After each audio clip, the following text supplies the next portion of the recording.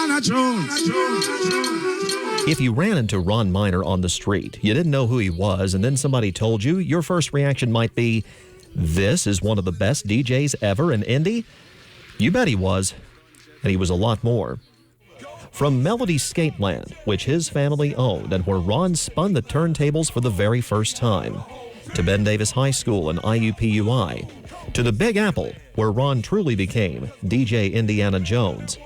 He was the pal there of future star Mark Ronson, and while he was in New York, he was never ashamed to say that he was reppin' Naptown.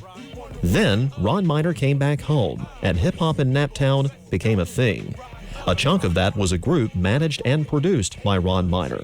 The group longtime entertainment journalist Dave Lindquist called the best hip-hop group the state has ever seen, the Mud Kids. We got the O-line to keep your blitzes away. To get to number 18, it takes a week of just Saturdays. Ron also kept the DJ part of DJ Indiana Jones going strong, grooving with Reggae Revolution, the weekly jam at the Casbah in Broad Ripple, the club Ron would make his own a couple decades later. In the meantime and in between time, Ron would jam with his crew at Crush Entertainment, with our partners at Radio 1. How you doing? It's your man DJ Indiana Jones, Radio Now 100.9, and I'm urging you to vote. Get out and vote. Ron Miner would teach inside his own classroom at the Wheels of Steel and in the actual classroom.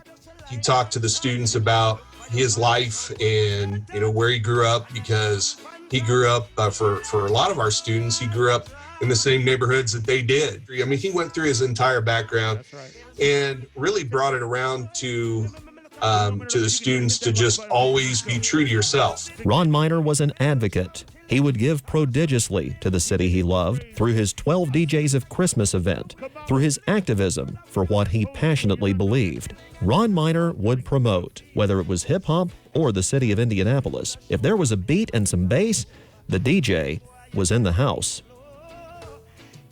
That's why no one was ready for the news from this weekend. We were not ready for Ron Miner to say goodbye to us. There were more records to be spun, more shows to push when the pandemic finally let up, more stars to help make. Now the faders are still, the scratch is silent. And though there are incredible DJs and enormous hip-hop talent in this city, there's also a void that no one will be able to fill.